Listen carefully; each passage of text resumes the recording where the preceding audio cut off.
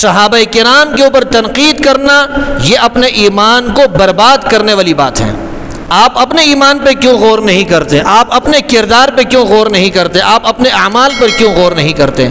جو پیغمبر کے اصحاب تھے، علماء نے لکھا ہے کہ وہ لوگ جو صحابہ کرام کو برا بھلا کہتے ہیں یہ یہود اور نصارہ سے بدترین کافر ہیں۔ اس کی وجہ یہ ہے کہ جب یہود سے پوچھا گیا کہ سب سے بہترین لوگ کون ہیں، تو یہودیوں نے کہا سب سے بہترین لوگ جو تھے وہ موسیٰ علیہ السلام کے اصحاب تھے، وہ موسیٰ علیہ السلام کے صحابہ تھے، وہ موسیٰ علیہ السلام کے ساتھی تھے۔ عیسائیوں سے پوچھا گیا کہ سب سے بہترین لوگ کون تھے، عیسائیوں نے جواب دیا کہ سب سے بہترین لوگ وہ حضرت عیسیٰ علیہ السلام کے حواری اور آپ کے صحابہ اور آپ کے ساتھی تھے۔ اور جب ہماری امت کے اندر کچھ لوگوں سے پوچھا گیا کہ پیغمبر علیہ السلام کے زمانے میں یا امت محمدیہ میں سب سے بدترین لوگ کون تھے، انہوں نے جواب میں کہا کہ سب سے بدترین لوگ صحابہ کرام ہیں، نعوذ باللہ۔ آپ بتائیں کس کا کفر بڑھ کر ہے؟ یہود اور نصارہ کے کفر سے بڑھ کر ہے ایسے لوگوں کا کفر کہ یہود اور نصارہ تو سب سے بہترین لوگ اپنے نبیوں کے صحابہ کو مانتے ہیں، اور ہمارے دور کے اندر پیغمبر علیہ السلام کے صحابہ کو لوگوں نے کیا کہا کہ یہ سب سے بدترین لوگ ہیں۔ اللہ تو فرماتے ہیں لقد رضی اللہ عن المؤمنین، اللہ تو فرماتے ہیں رضی اللہ عنہم ورضوا عنہ، اللہ تو فرماتے ہیں اولئک علی ھدی من ربہم واولئک هم المفلحون۔ صحابہ ہدایت یافتہ ہے، صحابہ کامیاب ہے۔ اللہ فرماتے ہیں اولئک هم الراشدون، صحابہ رشد و ہدایت والے ہیں۔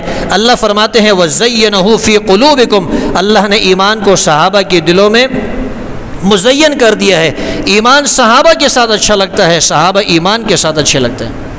تو صحابہ جو اتنے اونچے مقام والے ہیں، اتنے اونچے رتبے والے ہیں، ان کے اوپر طعن کرنا، تشنیع کرنا اپنے ایمان کو برباد کرنے کے مترادف ہے۔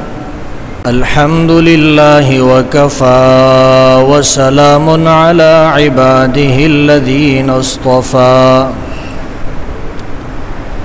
أما بعد فأعوذ بالله من الشيطان الرجيم بسم الله الرحمن الرحيم لقد رضي الله عن المؤمنين إذ يبايعونك تحت الشجرة فعلم ما في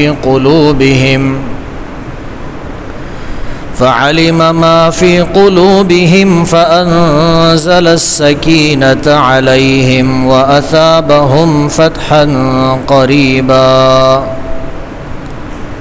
وقال رسول الله صلى الله عليه وسلم لكل نبي رفيق ورفيقي في الجنة عثمان أو كما قال رسول الله صلى الله عليه وسلم۔ معزز دوستوں، بھائیوں، بزرگوں اور نوجوان ساتھیوں، میں نے آپ کے سامنے قرآن مجید میں سے سورہ فتح کی ایک آیت مبارکہ تلاوت کی ہے، اور اس کے ساتھ ساتھ رسول اللہ صلی اللہ علیہ وسلم کی ایک حدیث مبارک بھی پیش کی ہے۔ جو آیت آپ کے سامنے پڑھی ہے اس میں اللہ تبارک و تعالی بیعت رضوان میں شریک ہونے والے لوگوں کا تذکرہ فرماتے ہیں۔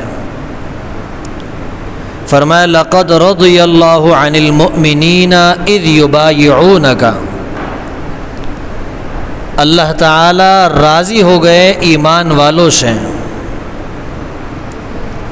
اذ یبایعونک تحت الشجرۃ، جب وہ درخت کے نیچے آپ کے ہاتھ پر بیعت کر رہے تھے، آپ سے وہ بیعت کر رہے تھے۔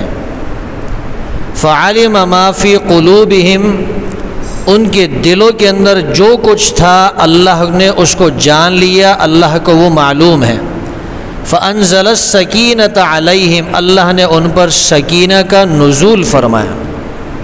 جو حدیث میں نے آپ کے سامنے پڑھی ہے اس میں پیغمبر علیہ السلام نے ارشاد فرمایا لکل نبی رفیق، ہر نبی کا ایک رفیق ہوتا ہے، ایک ساتھی ہوتا ہے۔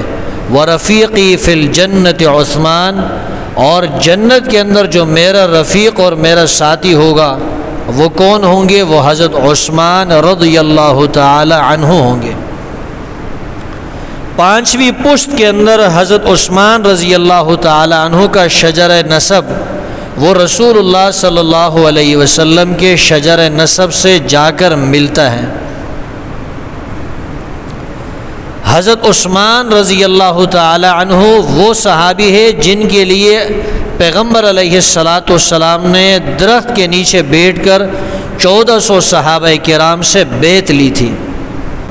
حضرت عثمان رضی اللہ تعالی عنہ ذوالحجرتین ذوالنورین ہیں۔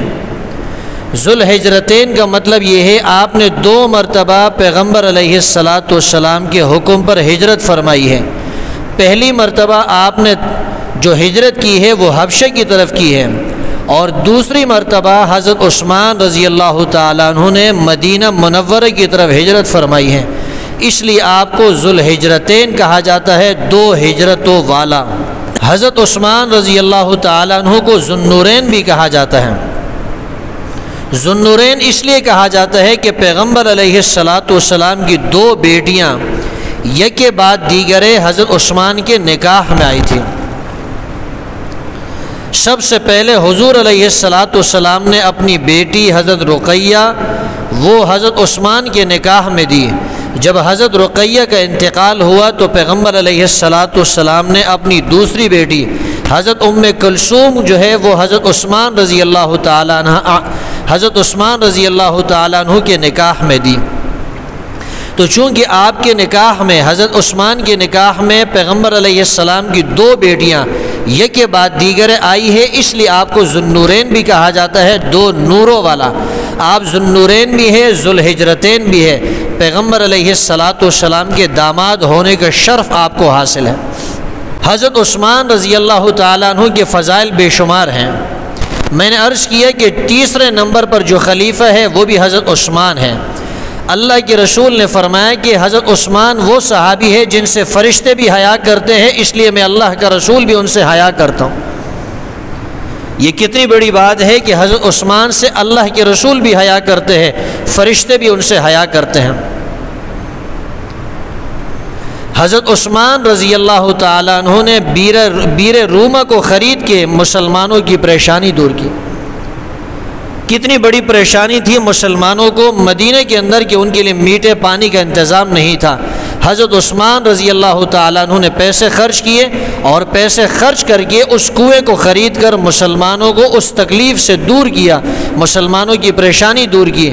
بیر رومہ خریدنے والے صحابی وہ حضرت عثمان رضی اللہ تعالیٰ عنہ ہے۔ غزوہ تبوک کے اندر جب پیغمبر علیہ السلام صحابہ کرام کو ترغیب دے رہے تھے مال خرچ کرنے کی، تو حضرت عثمان رضی اللہ تعالیٰ عنہ بار بار جب اللہ کے رسول ترغیب دیتے حضرت عثمان مال خرچ کرتے۔ آپ نے متعدد اونٹ بھی جو ہے اللہ کے راستے میں خرچ کیے، اور دراہم اور دنانیر اور اشرفیاں وہ بھی اللہ کے راستے میں خرچ کی۔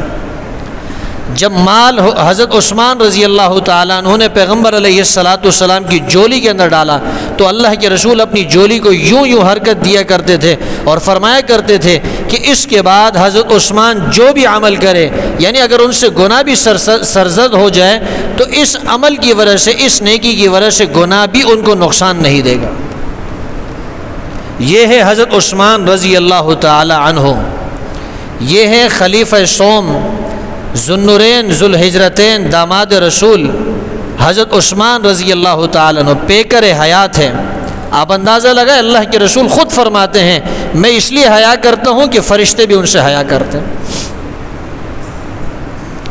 اکثر غزوات کے اندر پیغمبر علیہ السلام کے ساتھ شریک رہے، غزوہ بدر میں شریک نہ ہو سکے، اس کی وجہ تھی خود پیغمبر علیہ السلام نے فرمایا کہ میری صاحبزادی، میری بیٹی بیمار ہے، آپ نے ان کی تیمارداری کرنی ہے۔ لیکن غزوہ بدر میں شریک نہ ہونے کے باوجود اللہ کے رسول نے حضرت عثمان رضی اللہ تعالیٰ عنہ کو مال غنیمت عطا فرمایا۔ اس مال غنیمت عطا کرنا یہ اس بات کی دلیل ہے کہ پیغمبر علیہ السلام یہ بتانا چاہتے ہیں کہ حضرت عثمان غزوہ بدر میں شریک نہیں ہے، لیکن شریک نہ ہو کر بھی حضرت عثمان جو ہے وہ شریک شمار ہوتے ہیں، کیونکہ حضرت عثمان کا ارادہ تو تھا، وہ تو جانا چاہتے تھے، لیکن اللہ کے رسول کا حکم تھا آپ نے غزوہ بدر میں شریک نہیں ہونا، آپ نے میری بیٹی کی تیمارداری کرنی ہے، ان کی دیکھ بھال کرنی ہے۔ لوگ یہ سوال کرتے ہیں کہ حضرت عثمان رضی اللہ تعالیٰ عنہ جو ہے وہ غزوہ بدر میں شریک نہیں ہوئے، آپ یہ کیوں نہیں دیکھتے کہ شریک کیوں نہیں ہوئے، کس کے کہنے پہ شریک نہیں ہوئے؟ اللہ کے رسول کا حکم تھا آپ نے غزوہ بدر میں شریک نہیں ہونا، آپ نے میری بیٹی کی دیکھ بھال کرنی ہے، ہم آپ کو غزوہ بدر میں شریک سمجھیں گے۔ حضرت عثمان اپنے گھر میں ہیں، پیغمبر علیہ السلام کی بیٹی اپنی بیوی کی تیمارداری کر رہے ہیں، ان کی خدمت کر رہے ہیں، دیکھ بھال کر رہے ہیں، لیکن اللہ کے رسول نے ان کو غزوہ بدر کے اندر شریک شمار کیا ہے۔ چوتھے نمبر پر اسلام لانے والوں میں سے ہیں حضرت عثمان رضی اللہ تعالیٰ عنہ۔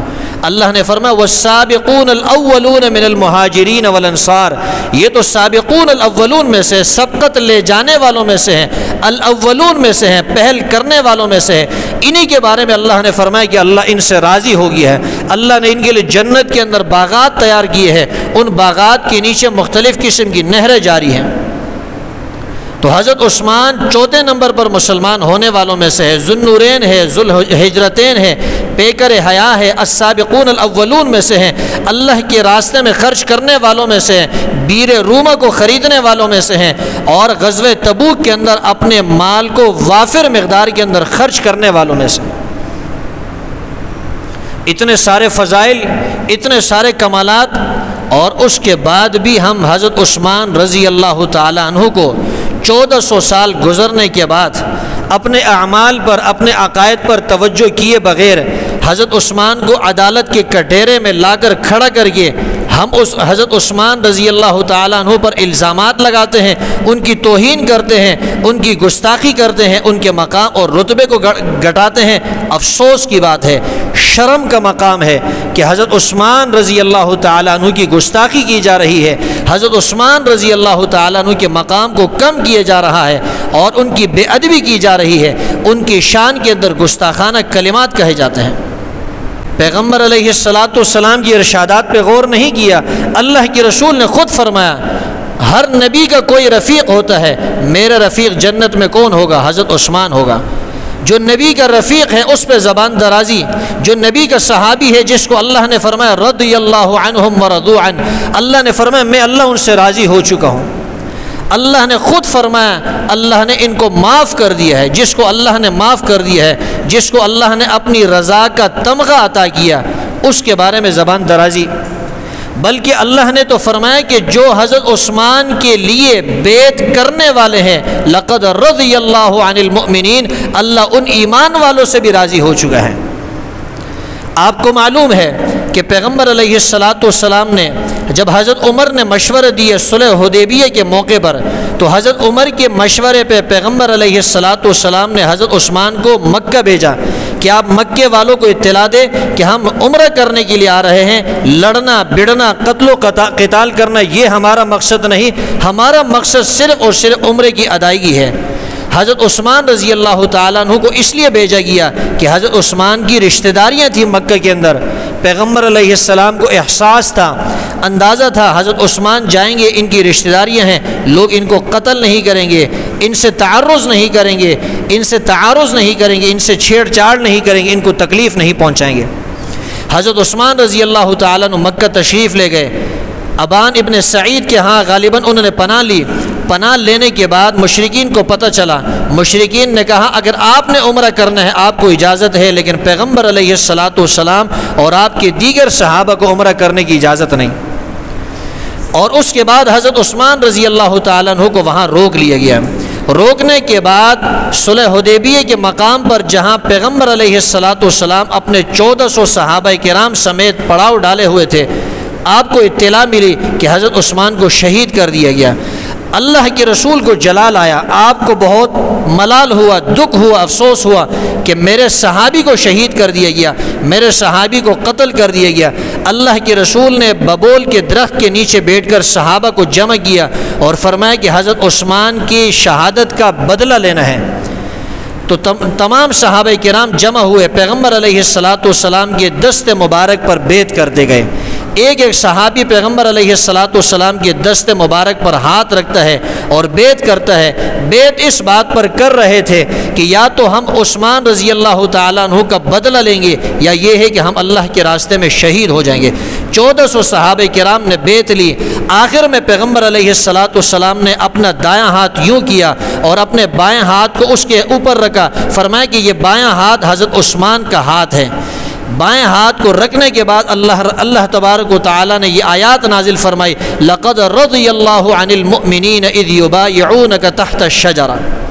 کتنی بڑی فضیلت ہے، حضرت عثمان موجود نہیں، اللہ کے رسول ان کی موجودگی اپنی طرف سے ظاہر فرما رہے ہیں کہ اپنا سیدھا ہاتھ دایاں ہاتھ نیچے رکھتے ہیں اور بائیں ہاتھ اس کے اوپر رکھتے ہیں، فرماتے ہیں کہ یہ ہاتھ کس کی طرف سے ہے؟